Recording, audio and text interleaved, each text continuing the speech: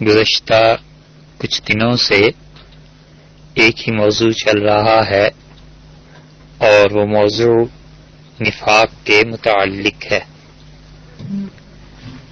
اور نفاق ایک تو وہ جس کا تعلق اعتقاد اور عقیدے سے ہے، اس کا بیان ہوا، اور نفاق کا دوسرا حصہ وہ جس کا تعلق عمل سے ہے کہ عملاً کوئی شخص منافق ہو جائے، اور اس کے کئی ایک درجات ہیں، اور تیسرا نفاق کا حصہ وہ جو انسان کے اعمال سے تعلق نہیں رکھتا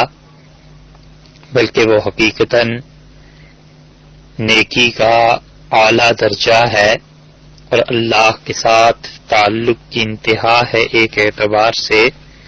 کہ انسان اپنی نیکی کو بھی گناہ سمجھنے لگے اور جو نیکیاں بھی ہوں ان پر بھی استغفار کرے اور یہ ڈرتا رہے کہ معلوم نہیں اللہ کے ہاں یہ قبولیت کا مقام حاصل کر پائیں گی یا نہیں۔ یہ جو دوسرا درجہ تھا عملاً نفاق کا، اس کی بھی ساری حالتیں برابر نہیں ہوا کرتی، گناہ اپنے اپنے درجے کے ہوتے ہیں، بعض گناہ کم درجے کے اور بعض گناہ بہت زیادہ درجے کے۔ ایک آدمی راستے میں تھوکتا ہے، ایسی جگہ پہ تھوک دے جہاں عام انسان گزرتے ہیں اور لوگوں کی گزرگاہ ہے، اور کوئی شخص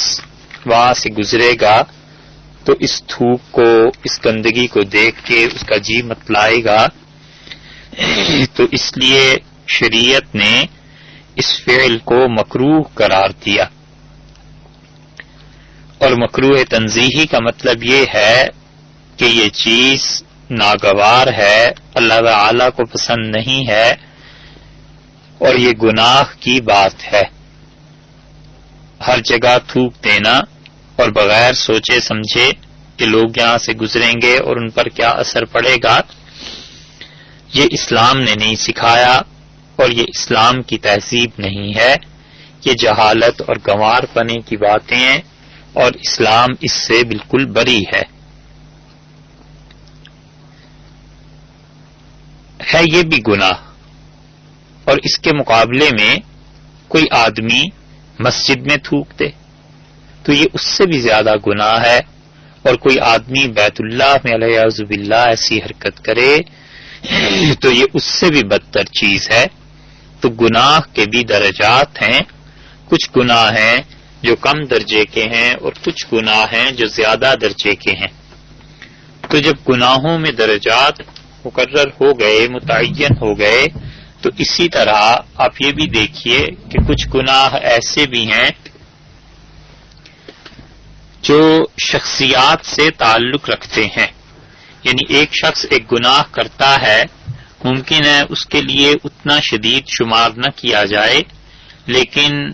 وہی گناہ، وہی حرکت دوسرا آدمی کرتا ہے تو اس کے لیے شدید شمار کی جا سکتی ہے۔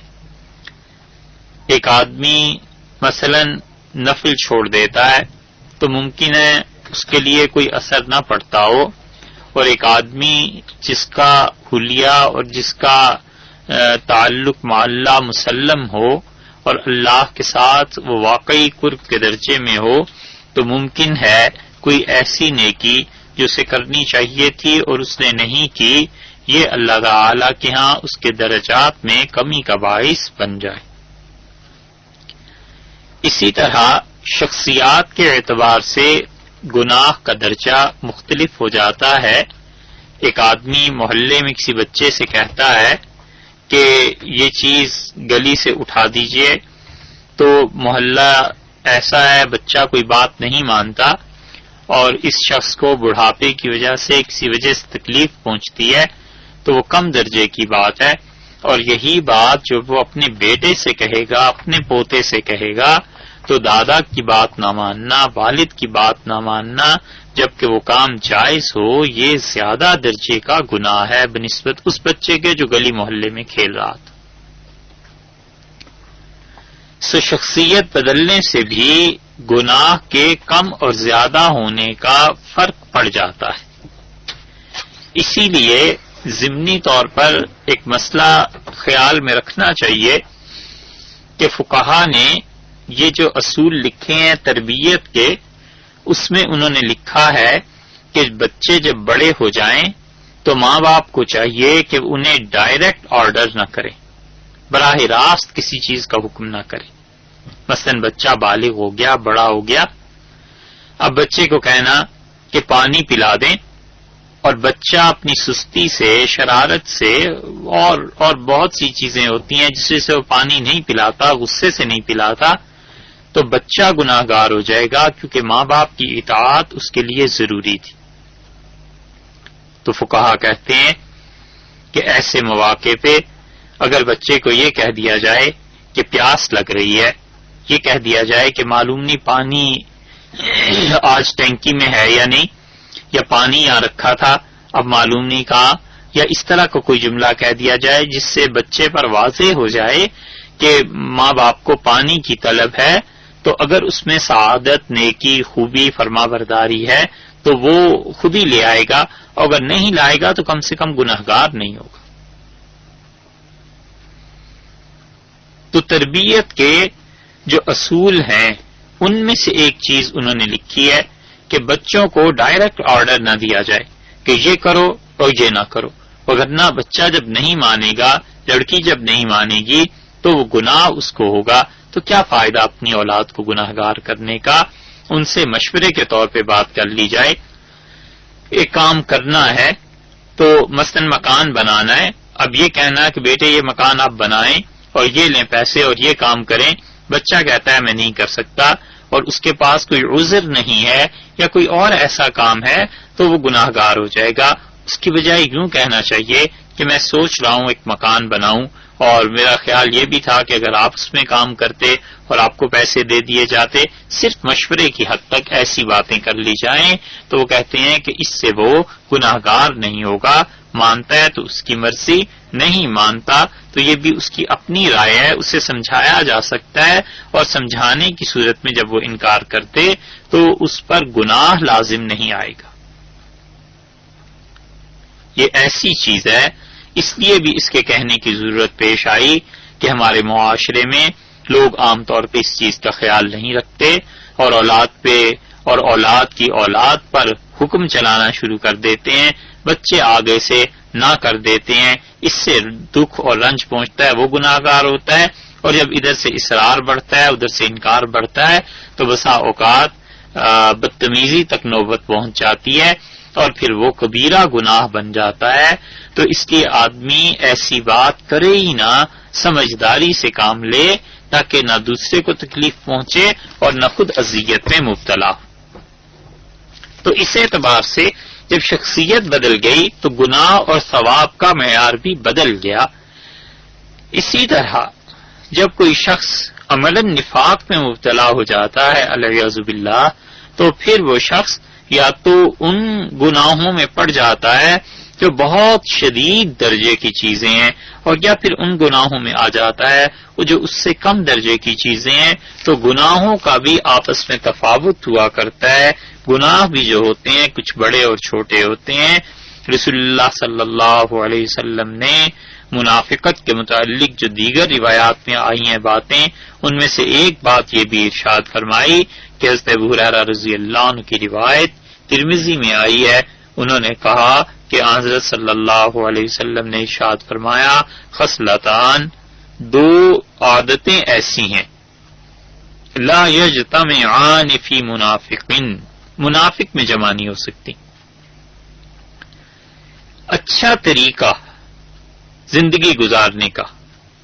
اور ولا فقہ فی الدین، اور دین میں اسے فقہ حاصل ہو جائے، گہری سمجھ حاصل ہو جائے. جس چیز کا نام فقاہت فی الدین ہے، یہ منافق کو حاصل نہیں ہو سکتی، کیونکہ منافق انسان زندگی اچھی گزار نہیں سکتا. وہ تو اپنے مفاد کا آدمی ہوتا ہے، جس طرف اس کا مفاد وابستہ ہوتا ہے اسی طرف چلا جاتا ہے. نتیجہ یہ کہ کچھ ہی عرصے میں وہ معاشرے میں اپنا اعتبار کھو دیتا ہے. لوگ کہتے ہیں کہ انصاف کا کوئی اعتبار نہیں ہے، ان کو تو جتنے پیسے دے دیے جائیں، جو زیادہ قیمت لگا لے وہ خرید لے گا. تو وہ انسان اپنی زندگی کو اس طرح خراب کرتا ہے. تو رسول اللہ صلی اللہ علیہ وسلم نے ارشاد فرمایا کہ دو چیزیں یہ نہیں ہو سکتی، یعنی ایک اچھی زندگی گزارنا اور دین کی گہری سمجھ، کہ اسے پتا ہو کہ اللہ کا دین مجھ سے کیا تقاضا کر رہا ہے، وہ اس کو نہیں سمجھ سکتا. کیونکہ منافق ہوتا ہے نا، اسے تو صرف اپنی خواہش نفس کے اتباع سے تعلق ہوتا ہے. اور یہ بہت گہری بات ہے جو حضرت صلی اللہ علیہ وسلم نے ارشاد فرمائی. بڑی سمجھ کی بات ہے کہ اگر کوئی آدمی سمجھ سکے کہ منافق انسان، اس کو دین کی گہری سمجھ حاصل نہیں ہو سکتی، کیونکہ وہ شخص اپنی نفس کی خواہش کے پیچھے چل رہا ہوتا ہے، وہ دین کی اتباع نہیں کر رہا ہوتا. آپ دیکھیے اس کی مثال ایسے ہے جیسے جمعے کا وقت ہو گیا اور گھر میں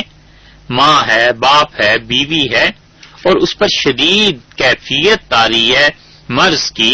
اور تکلیف کی، اور اگر شوہر یا بھائی یا بیٹا ابھی اٹھ کے نماز پڑھنے چلا جائے گا تو ایمرجنسی میں ہے، یہ مر سکتی ہے، اس کا کوئی انتقال ہو جائے گا، کوئی حرج ہو جائے گا، کوئی اور چیز ہو جائے گی،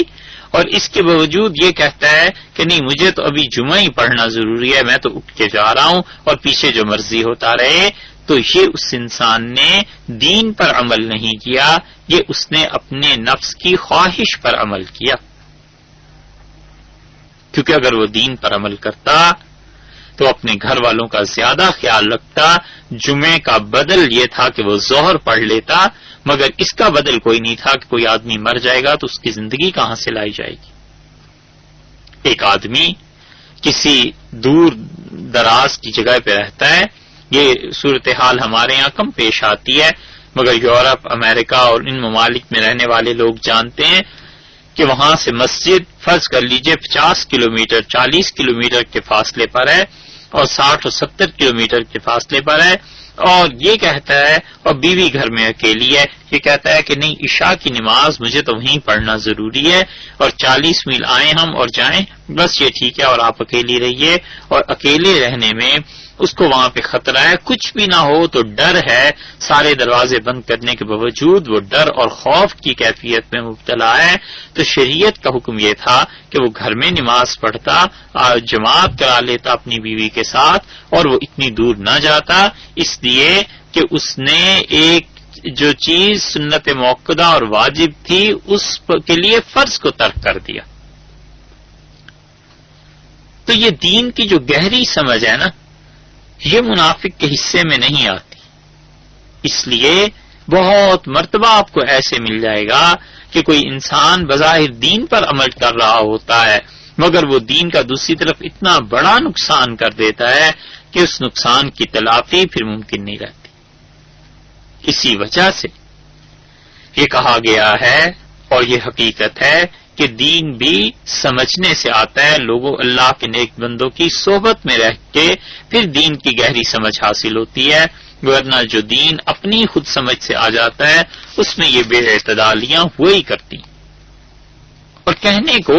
لوگ ایک بات کہہ دیتے ہیں کہ جی میری نیت تو درست تھی، نیت تو صحیح تھی. صاحب صرف نیت کا درست ہونا یہ عذر نہیں ہے. قرآن پاک میں کیا آیا ہے؟ اللہ نے فرمایا قل هل ننبئکم بالاخسرین اعمالا. آپ ان سے کہیے، پوچھئے کہ میں تمہیں بتاؤں سب سے زیادہ خسارے میں کون رہا اپنے اعمال کے اعتبار سے، جن کی دنیا کی زندگی میں نیکیاں اکارت ہو گئیں. اور آگے آیا وَهُمْ يَحْسَبُونَ أَنَّهُمْ يُحْسِنُونَ صُنْعًا، اور وہ یہی سوچتے رہے کہ ہم لوگ اچھے عمل کر رہے. تو یحسبون کا مطلب سوچنا، نیت کرنا. ان کی نیت یہی تھی، ان کا خیال یہی تھا کہ ہم بہت اچھے عمل کر رہے ہیں، اور ان کے سارے اعمال اکارت چلے گئے. ایک آدمی چوری کرتا ہے اور چوری کرنے کے بعد 10,000 اس نے چرا لیا اور جاتے ہوئے 5,000 مسجد میں دے جاتا ہے کہ چلو جی یہ بھی اللہ کو بھی پورا کر دیں. تو یہ جو اس نے نیت کی تھی نا 5,000 کی، اور یہ جو خدا کی راہ میں جو 5000 دیے تھے حرام کے، اس حرام پر ثواب کی اگر اس نے امید کر لی تھی یا اسے امید تھی کہ خدا قبول کر لے گا، تو یہ گندا مال اللہ کو پیش کرنا یہ اللہ کی توہین تھی، اس کی وجہ سے وہ کفر کر بیٹھا۔ اپنی طرف سے اس نے بڑا اچھا کام کیا، لیکن اگر اللہ معاف نہ کرے تو فقہا کی نظر میں اس کا یہ فعل کفر سے تعبیر کیا جائے گا۔ تو دین کی گہری سمجھ اور دین کی سمجھ یہ کوئی آسان چیز ایسی نہیں ہے۔ رسول اللہ صلی اللہ علیہ وسلم نے ارشاد فرمایا دین کی جو گہری سمجھ ہے یہ منافق کا اس میں کچھ حصہ نہیں۔ حضرت معاذ رضی اللہ عنہ کی روایت میں آیا ہے کہ جناب رسول اللہ صلی اللہ علیہ وسلم نے یہ بات ارشاد فرمائی۔ ابو داؤد میں جو منافقت کے متعلق روایات آئی ہیں کئی ایک، سنن ابی داؤد میں، اور آپ نے فرمایا کہ جس شخص نے کسی مسلمان کو کسی منافق کی غیبت سے بچا لیا، لوگ بیٹھے ہیں گپیں چل رہی ہیں، ایک خدا کا نیک بندہ مومن ہے اور یہ منافق آدمی اس کی غیبت کر رہا ہے، تو رسول اللہ صلی اللہ علیہ وسلم نے فرمایا قیامت کے دن اللہ تعالی ایک فرشتہ مقرر کرے گا جو اس بچانے والے شخص کے گوشت کو، جسم کو دوزخ سے محفوظ رکھے گا، اس لیے کہ اس آدمی نے مومن کو بچایا نا، اور منافق کو کہہ دیا کہ تم غلط بات کر رہے ہو، جو اس کی غیبت کر رہے ہو وہ بندہ ٹھیک ہے، صحیح ہے، سچی گواہی دی۔ اب قیامت میں ایک فرشتہ مقرر ہو جائے گا اور وہ اس مومن کو، وہ اس اللہ کے بندے کو جس نے ایک مومن کو بچا لیا تھا، وہ فرشتہ اسے دوزخ کے عذاب سے بچا لے گا۔ یہاں پر غیبت کرنے والا جو شخص ہے جو اس مومن کے متعلق کچھ کہہ رہا تھا، اسے رسول اللہ صلی اللہ علیہ وسلم نے منافق قرار دیا ہے۔ اس سے اندازہ کرنا چاہیے کہ غیبت اور نفاق یہ دونوں لازم و ملزوم ہو گئے، کہ رسول اللہ صلی اللہ علیہ وسلم نے یہ بتلایا کہ منافق آدمی غیبت کرتا ہے، یا غیبت جو کرتا ہے وہ منافق ہے۔ وجہ کیا ہے؟ وجہ یہ ہے کہ جو شخص غیبت کرتا ہے وہ اس بات کا اظہار کرتا ہے کہ میں اتنا بزدل ہوں کہ یہ بات میں اس کے منہ پہ نہیں کہہ سکتا تھا، اور میں اتنا بد اخلاق ہوں کہ اس کے پسے پشت اس کی برائیاں بیان کر رہا ہوں، اس کے منہ پہ نہیں کہہ سکتا تھا۔ مفاد ہے نا اپنا، پتہ ہے کہ اگر اس کے منہ پہ کہوں گا تو ممکن ہے میرا عہدہ کم ہو جائے، ان کے منہ پر کہوں گا تو ممکن ہے میرا کوئی مفاد متاثر ہو، ان کے منہ پر کہہ دوں اور وہ صاحب ناراض ہو جائیں تو ایسے نہ ہو کہ میرے رزق میں کمی آ جائے۔ اللہ جو رازق ہے وہ اس غیبت سے ناراض ہو جائے، پرواہ نہیں، اور جس کی ملازمت کر رہا ہے وہ نہ ناراض ہو۔ تو یہ غیبت کرنے والا خود سوچے کہ یہ کتنا بڑا تضاد اس نے اپنی شخصیت میں پیدا کر لیا، اور یہ ظاہر اور باطن کا تضاد یہ بس اسی کا نام نفاق ہے۔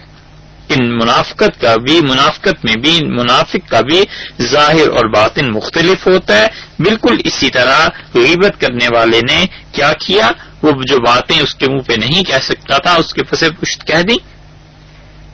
تو اس نے بھی یہی حرکت کی کہ دو رخ اختیار کر لیے، اس کے منہ پہ بڑا اچھا ہو گیا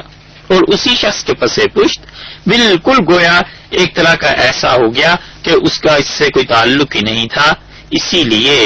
اللہ کے وہ بندے جنہیں خدا کے ساتھ تعلق ہوتا ہے ان کی مجلسوں میں یہ غیبت نہیں ہوتی، ان کے ہاں نفاق نہیں ہوتا۔ بڑے سے بڑا آدمی، ان کا کیسا ہی دشمن کیوں نہ ہو، جس نے ان کے منہ پہ، اللہ کے ان اچھے بندوں کے منہ پہ چاہے انہیں گالیاں دیں اور کھری کھری سنا دیں اپنے زوم میں اور کچھ کہا ہو، جب وہ ہٹ جاتا ہے تو وہ اس کے بعد بالکل اس مجلس میں بھی اس کا تذکرہ نہیں کرتے۔ چلنے والا چلا گیا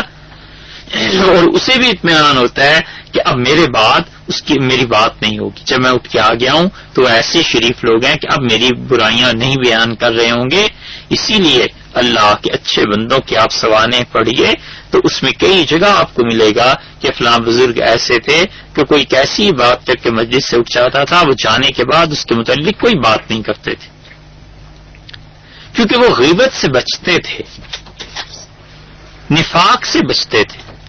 اور کیا یہ کہیے کہ رسول اللہ صلی اللہ علیہ وسلم نے غیبت سے نفرت دلانے کے لیے بہت مؤثر تعبیر دی ہے اور حقیقت کی ترجمانی فرما دی ہے کہ حقیقت میں غیبت بھی نفاق ہی کا ایک حصہ ہے، اور کتنے ہی ہیں جو منافقت سے نفرت کا اظہار کرتے ہیں اور سارا دن غیبت اور لوگوں کا گوشت ان کے لیے مباح ہو جاتا ہے، اور یہ گوشت اتنا لذیذ ہو جاتا ہے کہ پھر اس سے جان نہیں چھٹتی، منہ کو لگ جاتا ہے، اور پھر خواہی ناخواہی دوسروں کے معائب اور یہ چیزیں بیان کرتے رہتے ہیں۔ اور پھر اسی حدیث میں اگلے جملے میں رسول اللہ صلی اللہ علیہ وسلم نے فرمایا من رما مسلمن، اور جس نے کسی مسلمان پر ایسی تہمت لگا دی جس کا مقصد یہی تھا کہ یہ شخص ذلیل ہو جائے، رسوا ہو جائے، تو اللہ اس جھوٹی تہمت لگانے والے کو دوزخ کے پل پر روک لے گا یہاں تک کہ یہ اپنی سزا بھگت کر فارغ ہو جائے۔ جس طرح اس نے یہاں جھوٹ بول دیا اور کسی کی عزت خاک میں ملا دی،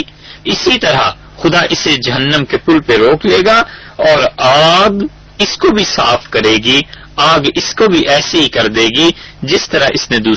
دوسروں کی عزت کے ساتھ کھیلا تھا۔ اس لیے نفاق کے شعبوں میں سے ایک شعبہ یہ ہے کہ کسی پر جھوٹی تہمت لگا دی جائے، اور بدترین تہمت جو لگائی جا سکتی ہے وہ کسی بھی خاتون کے متعلق ہے، اس کے کردار پر حرف لانا اور اس کے کردار اور اس کی عزت کو اچھالنا، یہ بدترین تہمت ہے جو کوئی آدمی لگا سکتا ہے۔ رسول اللہ صلی اللہ علیہ وسلم نے فرمایا کہ کسی پاک دامن عورت پر تہمت لگانا انسان کی 80 سال کی عبادت کو ضائع کر دیتا ہے۔ سمجھے آپ؟ بچیے، 1000 بار اپنے آپ کو بچا کے رکھیے، خاندان میں، محلے میں، اسی طرح بہت ہی کوئی مجبوری ہو تو آدمی اس معاملے میں کچھ وہ بھی احتیاط سے زبان کھولے، وگرنہ چپ رہے۔ کسی خاتون کے کردار کو زیر بحث لانا اور ایسی باتیں انسان کی عبادت کو آگ لگا دیتی ہیں۔ ساری رات جاگنا لیلۃ القدر میں، اب رمضان آ رہا ہے نا، اور نوافل پڑھنا اور تہجد پڑھنا، اس سے کہیں زیادہ ثواب اور نیکی کا کام ہے کہ انسان اپنی زبان بند رکھے، مت خام خواہ لوگوں پہ تہمتیں لگائے۔ یہ نفاق کا ایک شعبہ ہے، منافق ہو جاتا ہے آدمی۔ اور رسول اللہ صلی اللہ علیہ وسلم نے بتلایا، مسند بزار میں آتا ہے، آپ نے فرمایا 100 سال کی عبادت، ایک جگہ ہے 80 سال کی عبادت آدمی کی تباہ ہو جاتی ہے ایک عورت پر تہمت لگانے سے۔ اور حضرت معاویہ رضی اللہ عنہ نے اس میں ایک بڑی عجیب بات فرمائی، انہوں نے کہا کہ لوگوں، تم جو عورتوں پر تہمتیں لگاتے ہو تو یہ نہ سمجھنا کہ چھوٹی سی چیز ہے، اللہ کی قسم تم میں سے کوئی آدمی آج کے دور میں اس عورت پر تہمت لگائے جو حضرت نوح علیہ الصلوۃ والسلام کے زمانے میں تھی، ہزاروں لاکھوں برس پہلے کوئی خاتون تھی، اور آج کوئی اس پہ تہمت لگاتا ہے تو انہوں نے کہا کہ قیامت میں اس عورت پر تہمت لگانے کی سزا بھی خدا اسے دے گا۔ بدترین چیز ہے یہ، اپنے آپ کو بچانا چاہیے۔ یہ نفاق ہے، عملاً منافقت ہے، اور آپ ان چیزوں کو ذہن میں رکھ کے اس معاشرے پر غور کریں جہاں ہم جی رہے ہیں۔ یہ سب مسلمان ہیں اور ماشاءاللہ ایسے پاک صاف کوثر و تسنیم سے دھلے ہوئے، ان کی زبانیں کبھی آج تک کسی کی تہمت میں ملوث نہیں ہوئی۔ آخر کیوں نہ خدا کی رحمتیں ان پہ نازل ہوں، آخر کیوں نہ خدا انہیں ذلت اور عذاب سے بچائے۔ یہ تو سب مومن ہیں، سب مسلمان ہیں۔ کس وجہ سے نفاق پیدا ہوتا ہے؟ کس وجہ سے منافقت دل میں جنم لیتی ہے؟ اللہ نے تو سب کو اچھے ہی پیدا کیا تھا نا۔ رسول اللہ صلی اللہ علیہ وسلم نے ارشاد فرمایا تھا کہ ہر پیدا ہونے والا اسلام کی فطرت پر پیدا ہوتا ہے، اس کے ماں باپ اسے یہودی بنا لیتے ہیں، مجوسی اور عیسائی وغیرہ بنا لیتے ہیں۔ اس وجہ سے منافقت پیدا ہو جاتی ہے۔ جو چیزیں حدیث میں آئی ہیں جن کی وجہ سے منافقت جنم لیتی ہے، ان میں 2 چیزیں بہت زیادہ ہیں۔ بہت عام ہے. ایک تو نماز کا چھوڑ دینا یہ منافقت کو پیدا کر دیتا ہے. نماز جان بوجھ کے ترک کرنا انسان کو منافقوں کی فہرست میں لے جاتا ہے. اگرچہ ظاہر میں اس کے کفر کا فتویٰ نہیں کوئی دیتا، مگر یہ کہ حقیقتاً وہ اتنا بڑا گناہ ہے کہ انسان کے دل میں نفاق آنا شروع ہو جاتا ہے. جب نماز نہیں پڑھے گا تو پاکی ناپاکی کا خیال نہیں رکھے گا. جب نماز پڑھنے کی پابندی کرے گا تو اسے پتا ہوگا کہ میں پاک ہوں یا نہیں ہوں، میرا جسم پاک ہے یا نہیں ہے، میرے کپڑے پاک ہیں یا نہیں ہے. ایک چھوٹی سی مثال سے آپ اندازہ کیجئے کہ اسے پتا ہوگا کہ میرا جسم پاک رکھنا ضروری ہے، کپڑوں کو پاک رکھنا ضروری ہے، جگہ کا پاک ہونا ضروری ہے. تو یہ پاکیزگی اس کی طبیعت میں ایسی سرایت کر جائے گی کہ ایک دن یہ احساس بھی ہوگا کہ جس طرح جسم پاک رہتا ہے ایسے ہی باطن بھی پاک رہنا چاہیے، ایسے ہی میری زبان بھی پاک رہنی چاہیے. پھر پاکیزگی کی طرف چلنے لگتا ہے جب، تو پھر وہ حدیث اس کے ضمن میں اس کے حال پر منطبق ہو جاتی ہے کہ رسول اللہ صلی اللہ علیہ وسلم نے فرمایا لوگوں اللہ پاک ہے اور پاک لوگوں کو پسند کرتا ہے. قرآن پاک میں بھی آیا ہے کہ اللہ تعالیٰ ان لوگوں کو پسند کرتا ہے جو خوب پاک رہتے ہیں، جو بہت زیادہ صاف رہتے ہیں. اس میں ظاہر اور باطن دونوں شامل ہیں. ظاہر میں بھی پاک رہتے ہیں، صاف رہتے ہیں، صفائی پسند، اور باطن میں بھی پاک اور صاف رہتے ہیں. تو اس لیے یہ نماز کا ترک کر دینا یہ انسان کو منافقت کی طرف لے جاتا ہے. اسی لیے حضرت عبداللہ ابن عباس رضی اللہ عنہ کی روایت میں آیا ہے مشکات شریف میں، جناب رسول اللہ صلی اللہ علیہ وسلم نے ارشاد فرمایا کہ جس شخص نے بغیر کسی عذر کے ایک جمعہ چھوڑ دیا تو اس کا نام ایسے دفتر، ایسی کاپی، ایسے رجسٹر پر لکھ لیا جاتا ہے لا یمحا، کہ پھر اس کا نام مٹتا نہیں ہے. یعنی جب تک وہ توبہ نہ کر لے، اپنی نماز کی قضا نہ کر لے، پھر اس کا نام مٹتا نہیں ہے. اور وہ رجسٹر اور وہ کاپی منافقوں کی ہوتی ہے، یعنی منافقوں کے نام اس میں درج کیے جاتے ہیں. تو بغیر عذر کے جمعہ چھوڑ دینا، بہت سے عذر ہیں جس کی وجہ سے جمعہ چھوڑا جا سکتا ہے. مثلا کوئی آدمی مسافر ہے، اس پہ جمعہ فرض نہیں ہوتا. اسی طرح کوئی بہت بیمار ہے، اس پہ جمعہ فرض نہیں ہوتا. شدید بارش ہے، مسجد تک پہنچنا دشوار ہے، اس پہ جمعہ فرض نہیں ہوتا. گاؤں میں رہتا ہے، گاؤں والوں پر جمعہ فرض نہیں ہوتا. اور متعدد چیزیں جس کی وجہ سے جمعہ چھوڑا جا سکتا ہے. لیکن اسی لیے رسول اللہ صلی اللہ علیہ وسلم نے فرمایا نا کہ من غیر ضرورت، بغیر وجہ کی جمعہ چھوڑ دے. ایک جگہ ہے دوسری روایت میں کہ اس کے دل پر ایک داغ لگ جاتا ہے، پھر فرشتے انتظار کرتے ہیں کہ اس نے توبہ کر لی یا نہیں، پھر دوسرا جمعہ چھوڑ دیتا ہے اور پھر تیسرا جمعہ چھوڑ دیتا ہے. رسول اللہ صلی اللہ علیہ وسلم کا لفظ یہ ہے وہاں پر کہ وہ سستی کی وجہ سے 3 جمعے مسلسل چھوڑ دیتا ہے. تو پھر کیا ہوتا ہے؟ پھر اس کے دل پر مہر لگ جاتی ہے، منافقوں میں اس کا نام لکھ دیا جاتا ہے. سستی تو ہونی ہے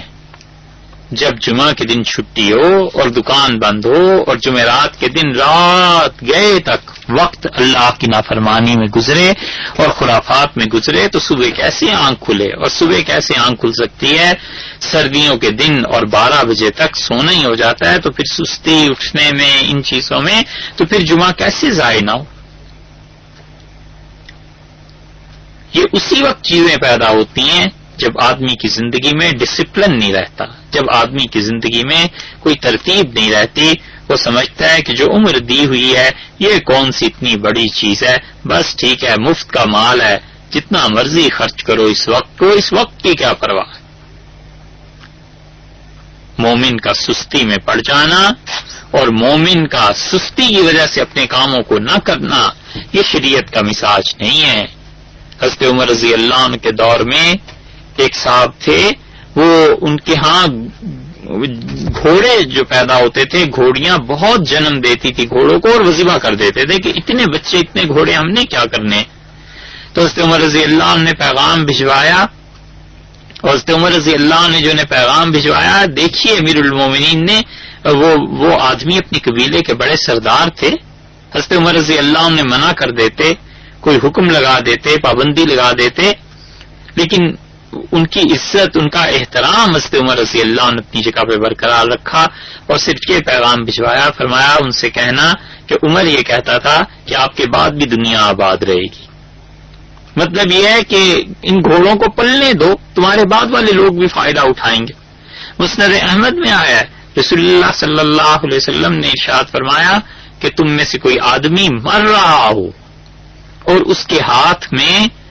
اگر ایک کھجور کا درخت ہے نا تو اسے چاہیے کہ اگر اس سے ہو سکے تو لگا کے مرے تاکہ بعد والے لوگ اس سے فائدہ اٹھائیں. تو مومن انسان کی زندگی سراپا عمل، موت تک کام ہی کام ہے، کوئی سستی کا وجود نہیں ہے. اور یہاں 3 جمعے رسول اللہ صلی اللہ علیہ وسلم فرمایا تہاون سستی کی وجہ سے چھوڑ دیتا ہے، یعنی نہ خدا کی نافرمانی کی نیت ہے، نہ کوئی اور بات ہے، نہ کوئی عذر ہے، بس سستی ہے، پڑے ہوئے ہیں، لیٹے ہوئے ہیں. تو یہ سستی یہ کچھ کم گناہ ہے، یہ تو بہت سے گناہوں کو جنم دے دیتی ہے. تو 3 جمعے چھوڑ دے گا اور اس کا نام منافقوں میں آ جائے گا. یہ منافقت میں ایک چیز ہے جو منافقت کو جنم دیتی ہے، اور دوسری چیز جو رسول اللہ صلی اللہ علیہ وسلم نے ارشاد فرمائی کہ آدمی کیسے منافق ہو جاتا ہے، نافع بیان کرتے تھے. نافع رحمت اللہ علیہ مدینہ منورہ میں امام تھے. حضرت عبداللہ ابن عمر رضی اللہ عنہما کے ساتھ رہے 20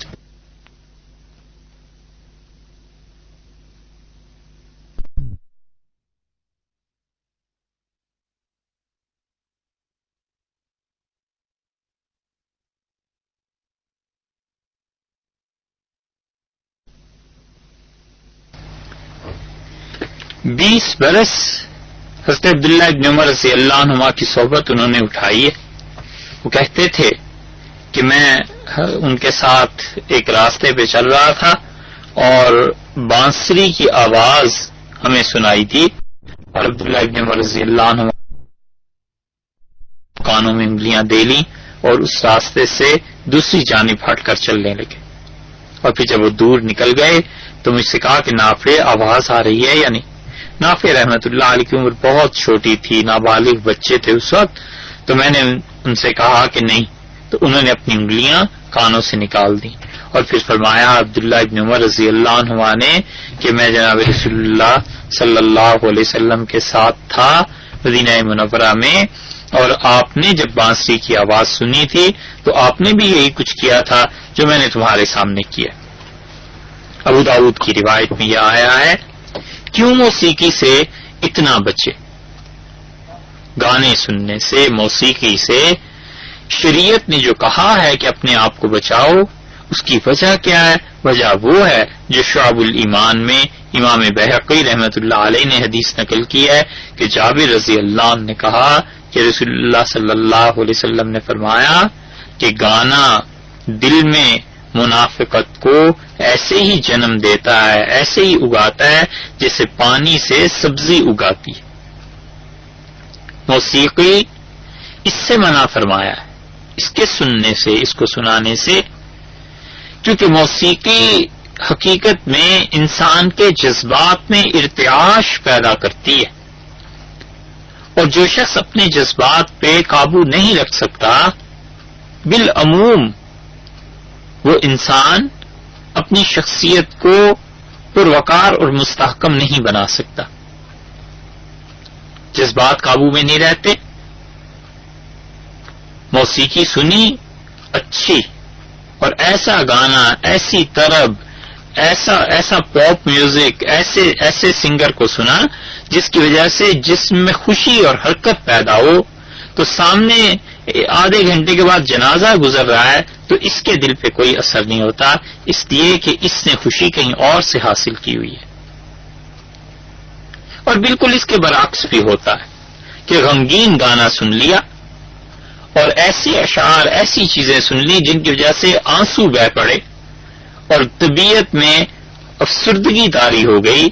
تو شادی کا موقع کیوں نہ ہو آدھے گھنٹے کے بعد یہ خوش نہیں ہو سکتا، اس لیے کہ اس کا افسوس کہیں اور سے شروع ہوا ہے. یہ جو جذباتی کیفیت ہے نا، چاہے وہ خوشی کی ہو اور چاہے وہ غمی کی ہو،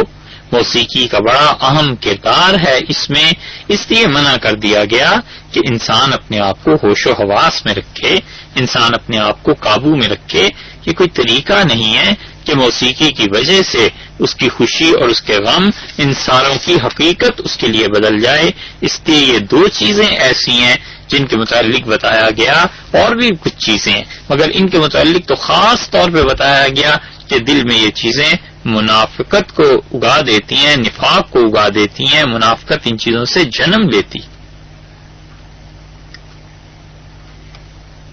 اسی لیے رسول اللہ صلی اللہ علیہ وسلم نے بڑی سختی سے منع کیا کہ منافق کی تعظیم نہ کرو، تاکہ اسے احساس ہو کہ ہر جگہ میری عزت نہیں ہوتی، اور خاص طور خدا کے اچھے بندوں کے ہاں میری کوئی عزت نہیں ہوتی۔ تو اپنی حالت پر غور کرے اور اپنے آپ کو ٹھیک رکھے، اپنی اصلاح کی فکر کرے۔ اسی لیے یہ متقدمین اور اکابر جو تھے وہ بادشاہوں سے نہیں ملتے تھے، بادشاہ تو بہت دور کی بات ہے، سرمایہ داروں سے نہیں ملتے تھے، اپنے آپ کو بچا کے رکھتے تھے کہ کسی سرمایہ دار کی تعظیم کرنی پڑ جائے، کسی جاگیردار کی تعظیم کرنی پڑ جائے، بہت دور رہتے تھے، بس اپنے کام سے کام رکھتے تھے۔ اتنے محتاط رہنے والے تھے کہ علامہ زاہد رحمت اللہ علیہ بلبن کے زمانے میں جو بہت بڑے ملک کے مفتی اور علماء تھے، سلطان بلبن کے زمانے میں ایک ان کا بھی نام تھا، اور وہ دہلی میں اور پوری مملکت میں ان کا فتویٰ چلتا تھا، دہلی میں رہتے تھے، اور بلبن خود بادشاہ ہونے کے باوجود ہندوستان میں بیٹھ کر، دہلی میں بیٹھ کر مکہ مکرمہ میں 4 مدرسے چلاتا تھا۔ یہ مغل اور ان سے پہلے خلجی اور تغلق اور یہ لوگ لودھی، یہ حکمران کچھ کم درجے کے نہیں تھے۔ شاید ہمارے زمانے میں جن لوگوں کی نیکی اور تقویٰ میں نام ہے وہ ان تک نہ پہنچ سکتے ہوں، ان میں بعض اللہ کے بندے خدا کے بلا شبہ بڑے مقربین میں سے تھے۔ بلبن کا یہ حال تھا کہ وہ دہلی میں حکمرانی تھی، اور مکہ مکرمہ میں شافعی، حنفی، مالکی اور حنبلی 4 مسالک کے 4 انہوں نے مدرسے بنوائے، اور انہوں نے کہا کہ حکومت ہندوستان سارا خرچہ برداشت کرے گی، اور وہاں پر یہاں سے مال جاتا تھا، پیسے جاتے تھے، اور وہاں پر تعلیم ہوا کرتی تھی۔ ہندوستان کے بادشاہوں کے بڑے احسانات ہیں عالم اسلام پہ، یہ مملکت کچھ ایسے ہی نہیں تھی، یہ بر صغیر ایسے ہی نہیں تھا، پوری تاریخ ہے اس کی۔ تو بلبن بادشاہ تھے، باوجود اس کے کہ نیکی اور تقویٰ ان کی اتنا،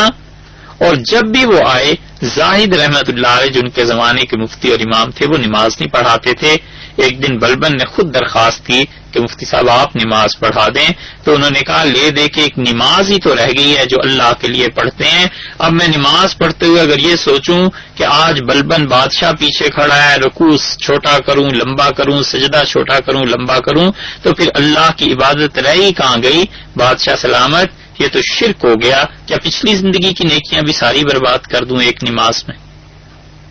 بلبن مبہوت ہو گیا اس جواب سے۔ ان چیزوں کی وجہ کیا تھی؟ وجہ یہی تھی کہ رسول اللہ صلی اللہ علیہ وسلم نے بتلایا کسی منافق کی کبھی تعظیم نہ کرو۔ یہ اللہ کے بندے کوسوں دور رہتے تھے بادشاہوں سے ملنے سے، بڑے لوگوں سے ملنے سے، کیونکہ انہیں ڈر تھا کہ کوئی ایک جملہ اور ایک اشارہ بھی ان کی تعریف میں ایسا ہو گیا، اور اگر یہ منافق ہیں تو اللہ کی ناراضگی کا سامان ہو جائے گا۔ عبداللہ ابن بریدہ رحمت اللہ علیہ کی روایت ہے، ابی انہوں نے اپنے والد سے روایت کیا، اور ان کے والد کہتے تھے کہ رسول اللہ صلی اللہ علیہ وسلم نے فرمایا لا تقولن لمنافق، تم میں سے کوئی شخص ایسا نہ ہو جو منافق کو اپنا آقا کہے، سید، منافق آدمی کو کہے کہ آپ میرے آقا ہیں۔ آپ نے فرمایا فإنه إن يكن، اگر حقیقت میں بھی وہ تمہارا آقا ہے نا، حقیقت میں بھی تمہارا آفیسر ہے اور حقیقت میں بھی تمہارا بڑا ہے، تو بس یہ کافی ہے، ان یکن فقد اسخطتم ربکم، تو تم نے اپنے رب کی ناراضگی کا بہت بڑا سامان یہ کر لیا۔ تم نے اللہ کو ناراض کر دیا جب تم نے منافق کو اپنا آقا کہا. یہ ہے مزاج شریعت کا کہ منافق انسان کی تعظیم نہ کی جائے. اور خاص طور پر جن فقہا اور محدثین نے اس حدیث میں تعبیر اور توجیہ بھی کی ہے، وہ کہتے ہیں کہ منافق انسان جب منافقت کا کام کر رہا ہو تو اس کام میں تو اسے اپنا آقا ماننا ہی نہیں چاہیے. 20 کام منافقوں کے ہوتے ہیں، اور بالعموم ہمارے اس دور میں اور ہماری اس سرزمین پہ اکثر حکمران منافق ہی ہوتے ہیں. ان کی تعظیم کرنا، ان کے لیے اسپاس نامے تیار کرنا اور انہیں یہ کہنا کہ جناب آپ ایسے اور آپ ایسے، اور جو خوبیاں ان میں نہیں ہیں وہ خوبیاں ان میں شمار کرانا، اور پھر یہ ساری چیزیں، یہ منافقت نہیں تو اور کیا ہے؟ کیا رسول اللہ صلی اللہ علیہ وسلم نے یہ نہیں فرمایا تھا کہ میری امت میں ایک گروہ ایسا ہوگا جو لوگ صبح اس حال میں کریں گے کہ اللہ کی لعنت ان پر برسے گی، اور شام اس حال میں کریں گے کہ اللہ کا غضب ان پر نازل ہوگا. اور رسول اللہ صلی اللہ علیہ وسلم نے فرمایا تھا ان کے ہاتھوں میں جیسے تم دیکھتے ہو بیل اور یہ گائے ان کی دمیں اس کی طرح کے کوڑے ہوں گے جس سے وہ اللہ کی مخلوق کو ماریں گے. ابن کثیر اس کی تشریح میں لکھتے ہیں کہ ہمارے زمانے کی پولیس یہ ایسی ہو گئی ہے کہ صبح خدا کے غضب میں کرتے ہیں اور شام کو خدا کی لعنت ان پولیس والوں پر پڑتی ہے. وہ گناہوں کو مارتے ہیں اور ان سے مال لیتے ہیں. ابن کثیر 7ویں صدی کے تھے، 8ویں صدی کے. کیا یہ نفاق نہیں ہے؟ کیا نبی کریم صلی اللہ علیہ وسلم نے یہ نہیں فرمایا کہ کسی کو اللہ نے عزت دی اور کوئی اس سے جبرن حکومت چھینتا ہے تو اللہ کی لعنت میں وہ صبح کرتا ہے کہ اس پہ اللہ کی لعنت برستی ہے؟ لوگ اس کے باوجود ایسے لوگوں کی تعریف کرتے ہیں تو کیا وہ اپنے رب کو ناراض نہیں کرتے؟ کیا لوگوں نے لا الہ الا اللہ نہیں پڑھا؟ کیا لوگوں نے یہ نہیں کہا کہ اللہ ہمارا پروردگار ہے؟ اللہ ناراض ہو جائے پرواہ نہیں، مگر اپنے سے بڑا افسر ناراض نہ ہو جائے. یہ نفاق کی علامتیں ہیں. اپنے آپ کو دور رکھنا چاہیے ان چیزوں سے. کوئی بھوکا نہیں مر جاتا صاحب، اور سچ بولنے پہ زبان کٹ جاتی ہے اور جیل چلا جاتا ہے آدمی، مگر ایمان تو محفوظ رہتا ہے. اللہ بچائے کسی بھی آزمائش سے، مگر یہ کہ رسول اللہ صلی اللہ علیہ وسلم نے فرمایا ہے کہ اگر وہ منافق تمہارا آقا ہے، سردار ہے، تو بھی اسے مت کہنا، وگرنہ اللہ تم سے ناراض ہو جائے گا. بس اللہ کی ناراضگی کا سامان پیدا کر لو گے. اس منافقت سے بچنے کے لیے بھی رسول اللہ صلی اللہ علیہ وسلم نے ارشاد فرمایا ہے. آپ نے بتایا ہے کہ منافقت سے تم کیسے بچ سکتے ہو.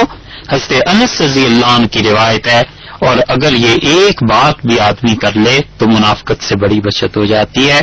رسول اللہ صلی اللہ علیہ وسلم نے فرمایا جو شخص 40 دن تک جماعت کے ساتھ نماز پڑھتا رہے اس طرح کہ اس کی تکبیر اولیٰ فوت نہ ہو، پہلی تکبیر اس کی ضائع نہ ہو جہاں سے نماز شروع ہوتی ہے، تو اللہ کی طرف سے 2 سرٹیفکیٹس، 2 پروانے، 2 چیزیں اس کے لیے لکھ دی جاتی ہیں. ایک تو یہ کہ اللہ اسے دوزخ میں نہیں بھیجے گا، اور دوسرے یہ کہ خدا اسے نفاق سے پاک کر دے گا. ترمذی کی روایت میں آیا ہے. اسی لیے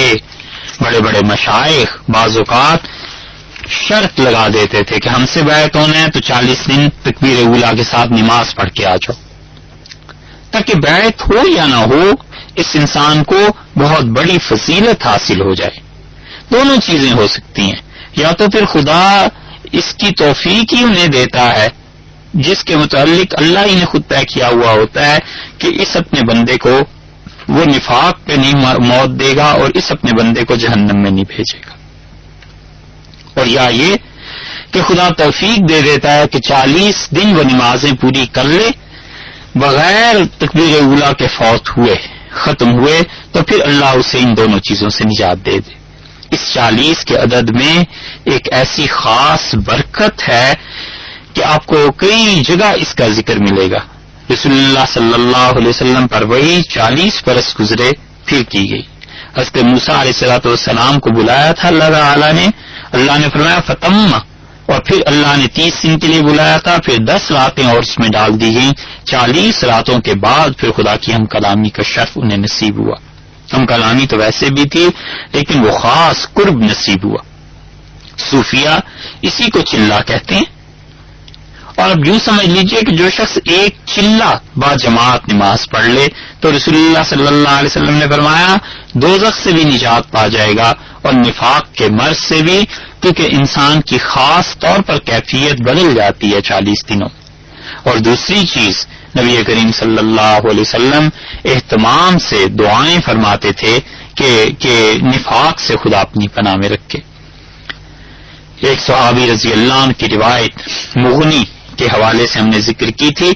کہ وہ اپنی نماز کے آخر پہ سلام سے پہلے دعا مانگتے تھے اور عرض کرتے تھے یوں کہ اعوذ باللہ من النفاق، اللہ میں آپ کی پناہ چاہتا ہوں منافقت سے. امام بہقی رحمۃ اللہ علیہ نے دعوات کبیر ہے نا ان کی کتاب، اس میں انہوں نے نقل کیا ہے. انہوں نے کہا رسول اللہ صلی اللہ علیہ وسلم دعا مانگتے تھے اور فرماتے تھے کہ اللہم طہر قلبی من النفاق، اے اللہ میرے دل کو نفاق سے پاک کر دیجیے، وعملی من الریا، اور میرے عمل کو ریاکاری سے پاک کر دے، ولسانی من الکذب، اور اللہ میری زبان کو جھوٹ سے پاک فرما دے، وعینی من الخیانہ، اور اللہ میری آنکھوں کو خیانت سے پاک کر دے، فإنک تعلم خائنۃ الأعین، اللہ آپ خوب جانتے ہیں کہ کون سی آنکھیں ہیں جو خیانت سے کام لیتی ہیں، وما تخفی الصدور، اور اللہ آپ ہی کو معلوم ہے کہ دلوں میں سینوں میں کیا چیز چھپی ہوئی ہوتی ہے. اسی طرح ترمذی کی روایت میں آیا ہے کہ حضرت عمر رضی اللہ عنہ نے کہا جناب رسول اللہ صلی اللہ علیہ وسلم نے مجھے یہ دعا تعلیم فرمائی تھی. رسول اللہ صلی اللہ علیہ وسلم سے مختلف لوگ پوچھتے تھے کہ ہمیں کوئی دعا سکھا دیں. حضرت بکر رضی اللہ عنہ نے دعا کے متعلق پوچھا تو آپ نے انہیں دعا سکھا دی تھی. اسی طرح حضرت عمر رضی اللہ عنہ نے کہا کہ میں نے رسول اللہ صلی اللہ علیہ وسلم سے عرض کیا کہ مجھے دعا کوئی تلقین فرما دیں، یعنی میں اللہ سے مانگتا رہوں. تو آپ نے فرمایا عمر اللہ سے یوں مانگا کرو کہ اللہم اجعل سریرتی خیرا من علانیتی، اے اللہ میرے باطن کو میرا جو ظاہر ہے اس سے بہتر بنا دے،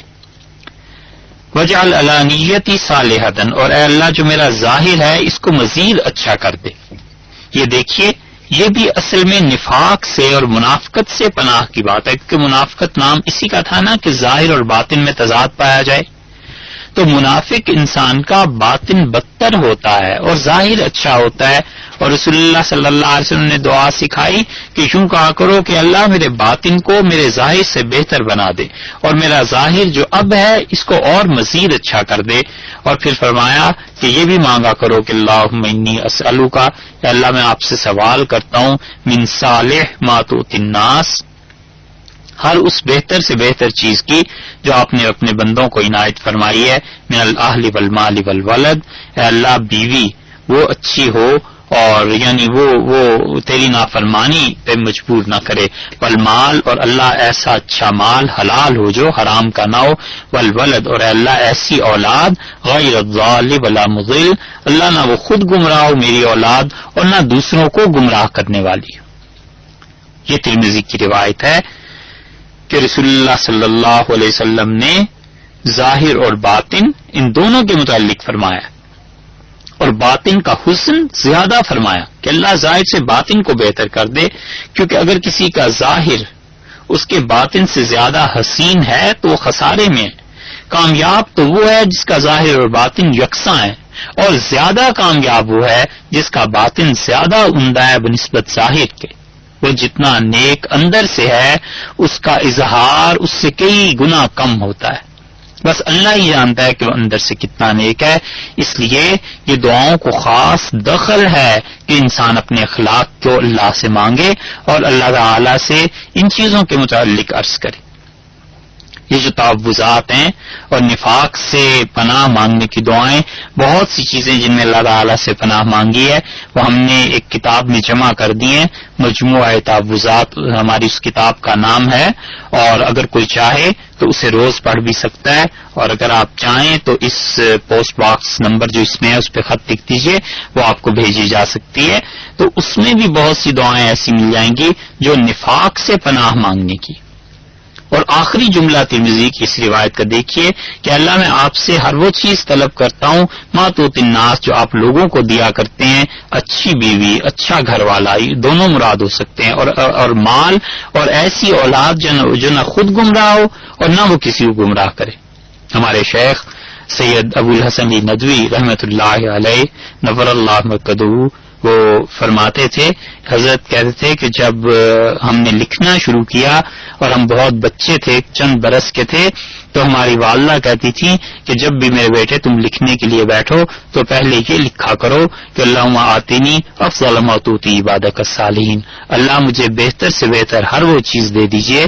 جو آپ اپنے نیک اور صالح بندوں کو عنایت فرمایا کرتے ہیں۔ اور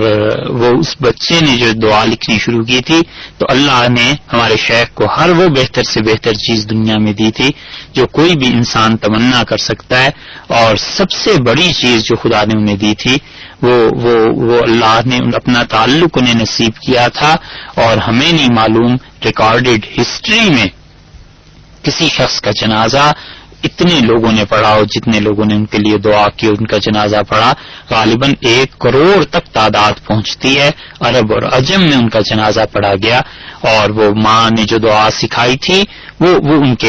اللہ نے ان کے حق میں قبول کی۔ ایسی مائیں شاید اب قبروں میں چلی گئی ہیں اور قیامت کے دن اٹھیں گی جو اپنی اولادوں کی اتنی اچھی تربیت کیا کرتی تھی۔ نسائی کی روایت میں آیا ہے، حضرت ابو ہریرہ رضی اللہ عنہ نے کہا کہ رسول اللہ صلی اللہ علیہ وسلم یہ فرمایا کرتے تھے، یعنی ہمیں یہ دعا سکھایا کرتے تھے کہ اللہم انی اعوذ بک، اے پروردگار میں تیری پناہ مانگتا ہوں، من الشقاق، اللہ اس چیز سے کہ اختلاف برپا کر دوں۔ اچھے خاصے لوگ اتحاد سے رہ رہے ہوتے ہیں، ہنستا بستا گھر ہوتا ہے، کسی کی طبیعت میں شر اور فتور پیدا ہو جاتا ہے نا، تو سارا خاندان اس ایک شخص کی زبان سے، اس ایک شخص کے عمل سے اجڑ جاتا ہے۔ تو رسول اللہ صلی اللہ علیہ وسلم یہ بتایا کرتے تھے، دعا مانگا کرتے تھے کہ اللہ میں تیری پناہ چاہتا ہوں من الشقاق، اختلافات پیدا ہو جائیں، والنفاق اور منافقت پیدا ہو جائے، ظاہر اور باطن میں تضاد آ جائے، وسوء الاخلاق، اور اللہ اس چیز سے تیری پناہ مانگتا ہوں کہ میرے اخلاق برے ہو جائیں۔ یہ اخلاق کا برا ہونا یہ وہی منافقت ہی کا ایک جز ہے، اور اسی طرح کسی انسان میں عادت پڑ جائے ہر چیز پر تنقید کی، ہر چیز سے اختلاف کی، برداشت نہ کرنے کی، تو یہ بھی ایسی چیز ہے جو بلا شک و شبہ اللہ کی ناراضگی کا موجب بن جاتی ہے۔ جھگڑنا اور جھگڑے کرنا ظاہر ہے کہ مومن کا کام نہیں ہوتا بلکہ منافق کا کام ہوتا ہے، اور اس منافقت سے پھر گناہ جنم لیتے ہیں، اور یہ گناہ کچھ چھوٹی چھوٹی چیزیں نہیں ہیں، ہوتے ہوتے کبھی اتنے بڑھ جاتے ہیں کہ انسان کا عمل اکارت ہو جاتا ہے، ایمان اکارت ہو جاتا ہے۔ ہمیشہ یاد رکھنا چاہیے کہ گھر جلانے کے لیے کوئی ضروری نہیں ہے کہ آگ آسمان سے برسا کرے، کبھی کبھی ایک چنگاری کافی ہوتی ہے اور گھر اجڑ جاتا ہے۔ گناہ چھوٹا سا ہوتا ہے اور اس کی لپٹیں انسان کو جھلسا دیتی ہیں، انسان کے ایمان کو ختم کر دیتی ہیں۔ ایک حدیث آپ کو سنائیں، حضرت معاذ رضی اللہ عنہ کی روایت ہے۔ اب دیکھیے بظاہر عمل کتنا معمولی ہے لیکن وہ کتنی شدید چیز ہے۔ وہ کہتے ہیں کہ رسول اللہ صلی اللہ علیہ وسلم کے ہمراہ ہم ایک مرتبہ جہاد میں تھے، ابو داؤد ہی کی روایت میں آیا ہے، تو لوگوں نے جہاد میں جہاں پر جا کر اپنا سامان رکھا، جہاد تھا، جنگ تھی، جیت کے واپس آ رہے تھے، تو اونٹ اپنی سواریاں بٹھائیں، سامان رکھا، تو باقی جو پیچھے لوگ اور آ رہی تھی فوج، ان کے اترنے کی جگہ میں تنگی واقع ہو گئی اور آمد و رفت کے راستے بند ہو گئے، گزر نہیں سکتا تھا کوئی۔ تو جب راستے تنگ ہوئے، راستے بند ہوئے، تو رسول اللہ صلی اللہ علیہ وسلم نے ایک صحابی رضی اللہ عنہ کو بلایا اور آپ نے فرمایا لوگوں میں جا کر یہ اعلان کرو اور انہیں کہو کہ جو لوگوں کے راستے بند کرے گا یا راستوں میں تنگی پیدا کر دے گا، ایسی چیزیں رکھ دے گا کہ راستے تنگ ہو جائیں، فلا جہاد لہو، اسے اس جہاد کا کوئی ثواب نہیں ملے گا، اس کا عمل اکارت ہو گیا، جہاد ختم ہو گیا۔ جہاد جیسی بڑی ثواب کی چیز برباد ہو گئی راستہ تنگ کرنے سے۔ یہ جو گاڑیاں کھڑی کر دیتے ہیں، یہ جو ٹریفک میں بلا وجہ لوگوں کے لیے تنگی پیدا کر دیتے ہیں، بغیر سوچے سمجھے ایسی پارکنگ کر دینا کہ اللہ کی باقی مخلوق اس سے نقصان اٹھائے گی، اس میں کون سا ثواب ہے؟ نماز کے لیے آئے، جمعہ پڑھا اور گاڑی ایسی جگہ پارک کر دی کہ اس کے پیچھے 20 گاڑیاں بند ہیں اور یہ صاحب لمبی لمبی رکعتیں پڑھ رہے ہیں۔ انہیں نہیں پتا کہ رسول اللہ صلی اللہ علیہ وسلم نے ابو داؤد کی روایت کے مطابق کیا فرمایا؟ آپ نے فرمایا جس نے لوگوں کے راستے تنگ کر دیے یا لوگوں کے راستے بند کر دیے جس سے لوگوں کو تکلیف پہنچی تو اس کا جہاد ختم ہو گیا۔ بظاہر اتنا بڑا عمل ہے جہاد، لیکن اور اس کے مقابلے میں وہ چھوٹا ہے، لیکن رسول اللہ صلی اللہ علیہ وسلم نے بتلا دیا کہ کیسے اعمال کن کن چیزوں کو برباد کر دیتے ہیں، اکارت کر دیتے ہیں۔ اس لیے سوچتے رہنا چاہیے کہ ہمارے اعمال سے کوئی چیز ایسی نہ ہو جو لوگوں کی تکلیف کا باعث بنے۔ نتیجہ یہ کہ وہ گناہ ہے، اور گناہ جو ہے وہ پھر نفاق پر مشتمل ہو جاتا ہے، اور نفاق جو ہے ہوتے ہوتے وہ ایمان کو اکارت کر دیتا ہے، ایمان کو ختم کر دیتا ہے۔ اور اس کے بعد تیسری چیز یعنی نفاق ایسا کہ کوئی انسان اللہ کا اچھا بندہ، اللہ کے نیک بندے اپنے اعمال پر شبہ کرنے لگے کہ شاید ہم منافق ہو گئے ہیں۔ یہ تو وہ چیز تھی جو رسول اللہ صلی اللہ علیہ وسلم کے دور میں صحابہ کرام رضی اللہ عنہم کو بھی پیش آ گئی تھی، اور یہ اللہ کے قرب اور اللہ کے ساتھ خاص تعلق کا نتیجہ تھا کہ وہ لوگ اپنے آپ کو، اپنے نیک اعمال کو کچھ نہیں سمجھتے تھے۔ وہ یہ سمجھتے تھے کہ جو نیکی ہم نے کی ہے وہ اتنی بڑی چیز نہیں ہے، اللہ کی ذات بہت بڑی ہے، معلوم نہیں یہ نیکی اس کے ہاں قبول بھی ہوتی ہے یا نہیں۔ حضرت حنظلہ حضرت ابوبکر رضی اللہ عنہ کا جو باہمی مکالمہ ہے وہ یہی چیز ہے۔ انشاءاللہ اس کا بیان اور تشریح ہم آئندہ کریں گے، اور انشاءاللہ کل سے ان آیات کی باقاعدہ تفسیر کریں گے جن کے لیے یہ تمہید باندھی گئی تھی۔ السلام علیکم ورحمۃ اللہ وبرکاتہ۔